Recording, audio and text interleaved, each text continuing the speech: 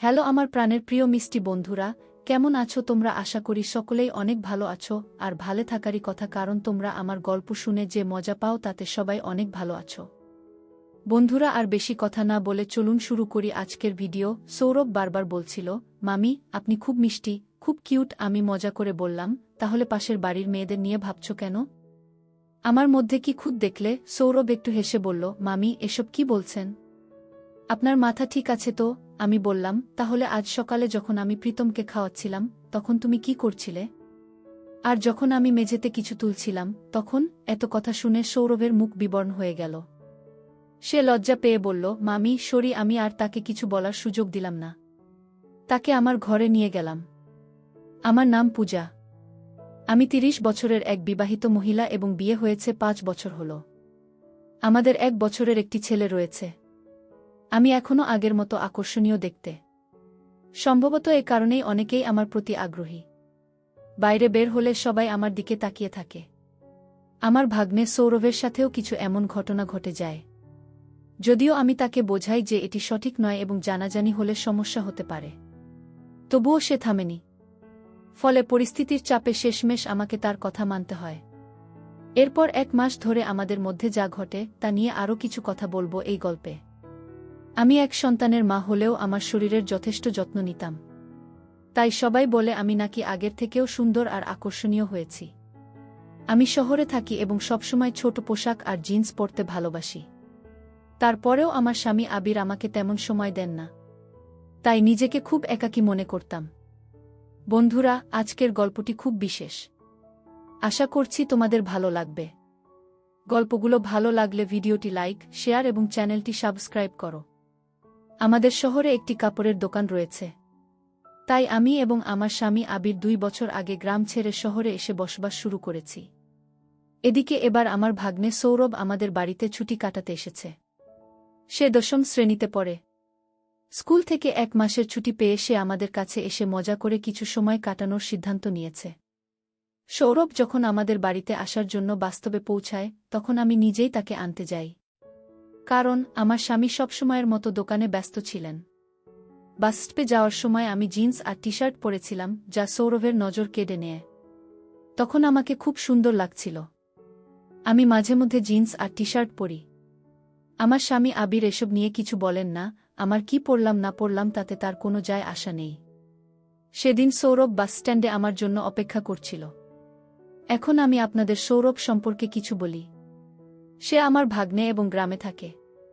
দূর থেকে আমি সৌরভকে ডেকে উঠলাম, কিন্তু আমাকে জিন্সের পোশাকে দেখে প্রথমে চিনতে পারেনি।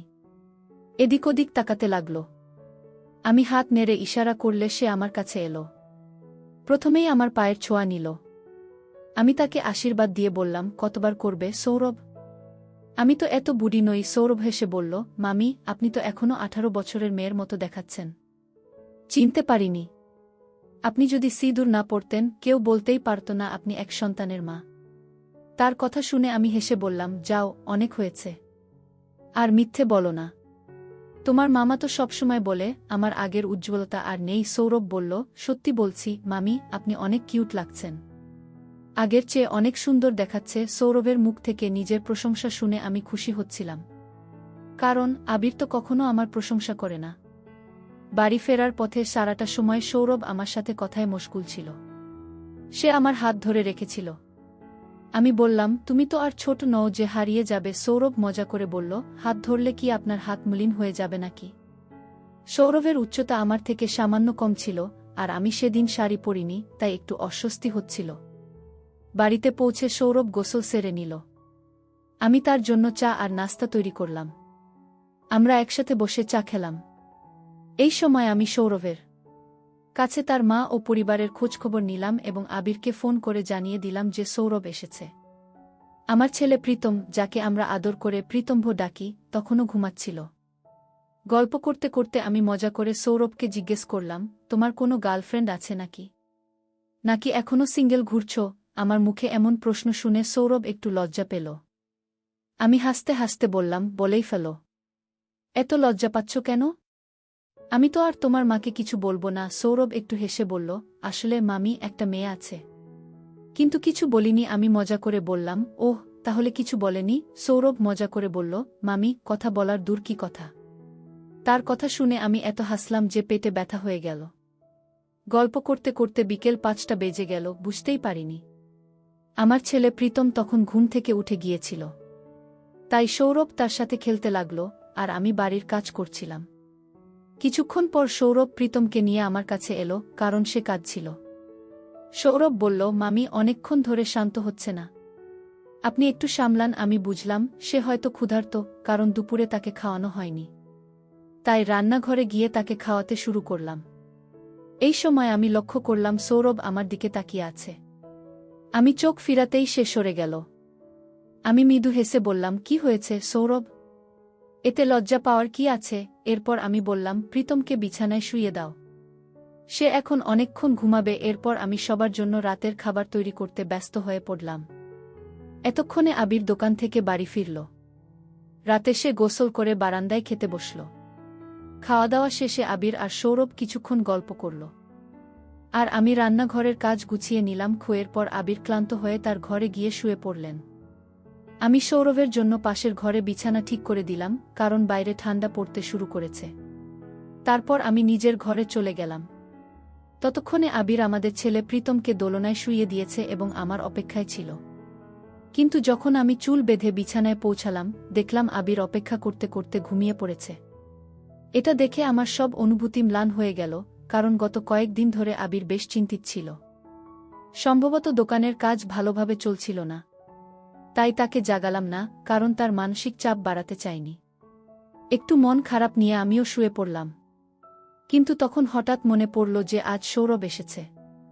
সময় কাটানোর জন্য তার ঘরের দিকে চলে গেলাম। গিয়ে দেখলাম সৌরভ বিছানায় শুয়ে সিনেমা দেখছে। আমাকে দেখে সে উঠে বসে বলল, মামি, কি হয়েছে? আপনি এখনো ঘুমাননি? আমি হেসে বললাম, না, কিছু না। ঘুম আসছে না, তাই ভাবলাম তোমার সাথে একটু কথা বলি।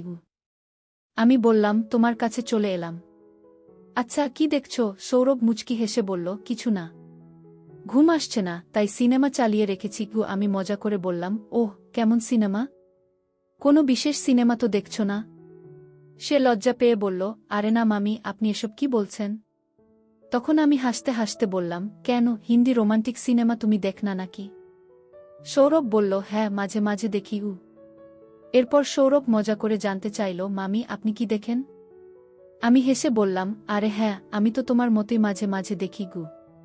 সে হাসতে হাসতে বলল, আপনি এত মজার কথা বলেন মামি। ইচ্ছা করে আপনার সাথে সারারাত গল্প করি। আমি হেসে বললাম, 1 মাস থাকলে দেখবে, আমার কথা শুনতে শুনতে তোমারও বিরক্ত লাগবে, যেমন তোমার মামার হয়। তখন সৌরভ একটু অবাক হয়ে বলল, মামি, যদি কিছু মনে না করেন একটা কথা বলবো। আমি বললাম, বলো সৌরভ, আমি কেন কিছু মনে করব? সৌরভ বলল, মামি, যদি আপনার আশেপাশে আমার বয়সী কোনো মিষ্টি মেয়ে থাকে, তাহলে আমার সাথে একটু আলাপ করিয়ে দেবেন। তাহলে আমার ছুটিগুলো ভালো কাটবে। আমি একটু মজা করে বললাম, ওহ, ভালো তো। এতই সহজ ভাবছ তুমি? সৌরভ বারবার বলছিল, মামি, আপনি অনেক মিষ্টি, অনেক কিউট। আমি মজা করে বললাম, তাহলে পাশের বাড়ির মেয়েদের নিয়ে ভাবছ কেন? আমার মধ্যে কি খুঁত দেখলে? সৌরভ একটু হেসে বলল, মামি, আপনি এসব কি বলছেন? আপনার মাথা ঠিক আছে তো? তাই আমি মুখ গোমরা করে বললাম, এটা কি বললে? কি মনে করছো আমি কিছু বুঝি না? আজ সকালে যখন আমি প্রীতমকে খাওয়াচ্ছিলাম তখন তুমি কি করছিলে? আর যখন আমি মেঝে থেকে কিছু তুলছিলাম?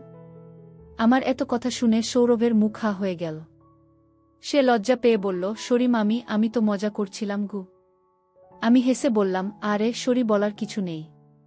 তোমরা ছেলেরা ঠিক এরকমই। আগে গম্ভীর হয়ে কথা বলো, তারপর সরি বলে আমাদেরই অপ্রস্তুত করে দাও। তখন সৌরভ আমাকে খুশি করতে বলল, মামি, আপনি রেগে গেলে আরো সুন্দর লাগে। আমি একটু মজা করে বললাম, ওটা না। এখন অনেক হয়েছে। এবার ঘুমাতে যাও। আমাকেও সকালে উঠতে হবে। যখন আমি বের হচ্ছিলাম, সৌরভ আমার হাত ধরে বলল, মামি, আমরা তো এখন বন্ধু। কবে আবার আপনার সাথে গল্প করতে পারবো? আমি হেসে বললাম, এত সহজে নয়। সময় হলে দেখা যাবে। তারপর হাসতে হাসতে নিজের ঘরে চলে এলাম। সকালে আমি একটু দেরি করে উঠলাম। ততক্ষণে আবির, আমার স্বামী, বাইরে থেকে হাঁটাহাঁটি করে ফিরেছে এবং সৌরভকেও নিয়ে এসেছে। সৌরভের চোখে তখনও ঘুমের ভাব ছিল। আমি আবিরকে বললাম, সৌরভের এত সকাল সকাল ঘুম ভাঙালে কেন? দেখছ ওর চোখ এখনো লাল। আবির মুচকি হেসে বলল, আরে ছেলেরা সব ঠিক আছে, একটু মজাই তো করছিলাম। আবির বললেন, কিছু হবে না পূজা, ধীরে ধীরে অভ্যাস হয়ে যাবে বলে চা খেতে বসলেন। ততক্ষণে প্রীতম ঘুম থেকে উঠে গেছে, তাই আমি তাকে খাওয়াতে শুরু করলাম। এরপর আবির বলল, পূজা তুমি তাড়াতাড়ি আমাদের জন্য দুপুরের খাবারটা বানিয়ে দাও, আজ সৌরভকে দোকানে নিয়ে যাব। সেও একটু দোকান দেখে আসুক। আবিরের মুখে সৌরভকে সাথে নিয়ে যাওয়ার কথা শুনে আমার সব আনন্দ মাটি হয়ে গেল। আমি বললাম, এত তাড়া হলো কেন? কালই তো এসেছে, ওকে একটু বিশ্রাম নিতে দাও। আবির বলল, এভাবে ঘরে বসে থাকলে ও বোর হয়ে যাবে, দোকানে গেলে মন ভালো থাকবে। আমি একটু রাগী গলায় বললাম, তাহলে আমার কি হবে? আমি তো প্রতিদিনই ঘরে বসে বোর হই। ভেবেছিলাম সৌরভ এসেছে, একটু ভালো সময় কাটবে, আর এখন তুমি ওকে নিয়ে যাচ্ছ। তুমি চলে যাওয়ার পর বাড়িতে কথা বলার মতো কেউ থাকে না। আমার কথাগুলো শোনার পর আবির মুচকি হেসে আমার গাল টেনে বললেন, আচ্ছা ঠিক আছে, নেব না। তাহলে এখন আর রাগ করো না। তবে সত্যি বলছি, তোমাকে রেগে গেলে আরও সুন্দর দেখায়। আমি মুখ ভার করে বললাম, এত বাড়িয়ে বাড়িয়ে প্রশংসা করতে হবে না। যদি সত্যিই নিয়ে যেতে মন স্থির করেছ, তাহলে নিয়ে যাও। আর বলবে না যে আমি কিছু শুনি না। তারপর আমি দুজনের জন্য খাবার প্যাক করে দিলাম, আর তারা দোকানের দিকে রওনা হল। সন্ধ্যায় আবির ফিরে এসে সোজা স্নান করতে গেলেন, আর সৌরভ এসে ঢুকল রান্নাঘরে, যেখানে আমি রুটি বানাচ্ছিলাম। এসেই সে আমার কাঁধে মাথা রেখে বলল, মামি, আজ তো আপনাকে ছাড়াই সারাদিন মন বসে নেই। আমি হাসি চেপে বললাম, হ্যাঁ জানি, তবে আগে বলতো আমার জন্য কিছু আনছো কি? সৌরভ হেসে বলল, হ্যাঁ মামি, নিয়ে এসেছি। আমি বললাম, তাহলে তাড়াতাড়ি স্নান সেরে নাও, এরপর আমরা সবাই মিলে খেয়ে নেব। তখন পর্যন্ত আবির খাওয়া শেষ করে প্রীতমের সাথে খেলায় ব্যস্ত ছিলেন। আমি সৌরভের জন্য খাবার দিলাম এবং নিজে বাটিগুলো পরিষ্কার করতে শুরু করলাম। খাওয়া শেষে সৌরভ তার প্লেট নিয়ে রান্নাঘরে এসে বলল, মামি, আপনি তো অনেক কাজ করেন, নিশ্চয়ই ক্লান্ত হয়ে যান। চলুন আমি কিছুটা সাহায্য করি। আমি হেসে বললাম, ও এখন মামিকে ইমপ্রেস করছো নাকি? সৌরভ একটু হেসে বলল, না মামি, তা নয়, তবে আজকাল আপনাকে একটু বেশি ভালো লাগছে। আমি মজার ছলে বললাম, কি ব্যাপার সৌরভ, এত ভালো লাগছে কেন? সৌরভ লজ্জা পেয়ে হেসে বলল, মামি, আপনার সব কথারই উল্টো মানে বের করেন। এরপর আমি নিজের ঘরে গেলাম। আবির যেন আমারই অপেক্ষায় ছিলেন, আর প্রীতমকে তিনি প্রতিদিনের মতোই ঘুম পাড়িয়ে দিয়েছিলেন। ঘরে ঢুকতেই আমি আবিরকে জিজ্ঞেস করলাম, এখনো ঘুমাওনি? কি হয়েছে? আবির এসে বললেন, আসলে ঘুম আসছে না, তাই একটু জেগেছিলাম। আমি একটু মজা করেই বললাম, আচ্ছা। আর যখন আমায় ঘুম আসতো না, তখন তো কিছু বলনি। আবির একটু থেমে বললেন, পূজা, তুমি তো জানো গত কয়েকদিন ধরে দোকানের কাজটা ঠিকমতো চলছে না, তাই একটু চিন্তায় ছিলাম। আমি মুচকি হেসে বললাম, ও আচ্ছা, এত ভাবনার কিছু নেই, ঠিক হয়ে যাবে, তুমি একটু অপেক্ষা করো। আমি হাত মুখ ধুয়ে আসছি। অনেকদিন পর আবির জানালেন যে তিনি কিছুটা বেশি সময় আমার সাথে কাটাতে চান, আর এটাই শুনে আমার মন আনন্দে ভরে উঠল। এরপর বেশ কিছুক্ষণ ধরে আমরা একসাথে সময় কাটালাম, নানা গল্প আর হাসিঠাট্টায় মেতে উঠলাম, যতক্ষণ না আমার হাসি থামানো মুশকিল হয়ে গেল। তার এতটা সময় নিয়ে আমার পাশে থাকার আগ্রহ দেখে মনটা সত্যিই প্রশান্তিতে ভরে উঠল। এরপর গল্প করতে করতে কখন যে ঘুমিয়ে পড়েছি বুঝতেই পারিনি। সকালে যখন সৌরভের জন্য চা নিয়ে গেলাম, দেখলাম সে চা খেতে চাচ্ছিল না। বুঝতে পারলাম রাতে আমি তার সাথে কথা বলতে পারিনি বলে তার মন খারাপ। আমি স্নেহ ভরে জিজ্ঞাসা করলাম, কি হয়েছে সৌরভ, তুমি কি আমার উপর অভিমান করেছ? সৌরভ মৃদু কণ্ঠে বলল, রাতে তুমি আমার কাছে আসনি কেন? মামি জানো, আমি একটানা রাত 1টা পর্যন্ত তোমার অপেক্ষা করছিলাম। তার কথায় আমি চুপ হয়ে রইলাম, কিন্তু তার প্রতীক্ষা দেখে বুঝতে পারলাম আমরা যা করতে যাচ্ছিলাম তা ঠিক নয়। অনেকদিন পর যেন আমার ভাবনায় কিছুটা স্পষ্টতা এলো, তাই আমি সৌরভকে শান্তভাবে বোঝানোর চেষ্টা করলাম এবং তার কাছে ক্ষমাও চাইলাম। তখন সৌরভ বলল, মামি, এভাবে কথা বলছো কেন? আমি জানি তোমার হয়তো আজ একটু বিশ্রামের দরকার, তবে কাল কিংবা পরশু কিছু সময় বের করো, তোমার সাথে গল্প করতে আমার খুব ভালো লাগে। সৌরভের এমন আবেগ দেখে আমি একটু চিন্তিত হয়ে পড়লাম। বুঝলাম যে সে সহজে বুঝতে চাইছে না। ঠিক সেই সময় আবির ডাক দিয়ে বলল, পূজা, শিগগিরই খাবারটা গুছিয়ে দাও, আজ আমাকে তাড়াতাড়ি বের হতে হবে। আমি রান্নাঘরে গেলাম, আবিরের জন্য খাবার প্যাক করলাম। আবির বের হওয়ার সময় আমি বললাম, আজও সৌরভকে তোমার সাথে নিয়ে যাও, যাতে ও একটু বাইরে ঘুরে আসে। জানতাম বাড়িতে থাকলে ও আমাকে একা থাকতে দেবে না কি। তবে আবির একটু অবাক হয়ে বললেন, কাল তো তুমি বললে ওকে বাড়িতে থাকতে দাও, আর আজ সাথে নিয়ে যাওয়ার কথা বলছো। ও তো দোকানে মনও বসাতে পারছে না কি। এটা বলেই আবির চলে গেলেন। সৌরভ ঘর থেকে বেরোতেই আমার পিছু পিছু রান্নাঘরে চলে এলো এবং আমাকে বোঝানোর চেষ্টা করতে লাগল, প্লিজ মামি, একটু ভাবো। তার এমন অনুরোধ দেখে বুঝতে পারছিলাম সে সহজে মানবে না এবং তার এই আচরণের জন্য আংশিক দায়ী আমি। অবশেষে ভাবলাম, আচ্ছা সৌরভ, ঠিক আছে, চলো ঘরে যাই। কিন্তু তখনই কেন যেন আমার চোখে জল এসে গেল। সৌরভ সেটা দেখে অবাক হয়ে জিজ্ঞেস করল, মামি, তুমি কি সত্যিই খুশি নও? তার প্রশ্ন শুনে অজান্তেই আমার চোখ ভিজে উঠল। আমি তার পায়ের কাছে বসে বললাম, প্লিজ সৌরভ, আমাকে ক্ষমা করে দাও। আমারই ভুল ছিল, তোমার সাথে এমন মজা করা উচিত ছিল না। যেদিন তুমি এখানে এলে তখন থেকেই কেমন একটা অস্থিরতা অনুভব করছিলাম। তোমার প্রতি একটা অদ্ভুত টান অনুভব করছিলাম, কিন্তু পরে বুঝতে পারলাম এটা ভুল। এটা ঠিক নয়। তুমি তো আমার ছেলের মতো। আমাদের সম্পর্কটা এমন হওয়া উচিত নয়। প্লিজ আমাকে ক্ষমা করো। কি আমার কথা শোনার পর সৌরভ আর এক মুহূর্ত সেখানে থাকেনি। দ্রুত নিজের জিনিসপত্র গুছিয়ে গ্রামের বাড়িতে ফিরে যাওয়ার সিদ্ধান্ত নিল। সেও তার ভুল বুঝতে পারছিল। আসলে প্রতিটি সম্পর্কের একটা সীমা থাকে, যা অতিক্রম করা ঠিক নয়। সৌরভের প্রতি আমার মমতা এবং স্নেহ ছিল মাটির মতো নিখুঁত, কিন্তু সেই মমতা যখন সীমা অতিক্রম করার পর্যায়ে পৌঁছায়, তখন আমি উপলব্ধি করলাম যে সম্পর্কের নির্দিষ্ট সীমানা থাকা উচিত। প্রতিটি সম্পর্কের মধ্যে কিছু অপ্রকাশিত সীমা থাকে, যা অতিক্রম করলে সম্পর্ক জটিল হতে পারে এবং ভুল বোঝাবুঝি সৃষ্টি করতে পারে। সৌরভের প্রতি আমার ভালোবাসা ছিল মাতিসুলভ, কিন্তু সেই ভালোবাসা যেন ভুল পথে না যায় সেদিকে মনোযোগী থাকা দরকার ছিল। সম্পর্কের সমস্যাগুলোর সমাধান প্রায়শই খোলামেলা কথোপকথনের মাধ্যমেই আসে।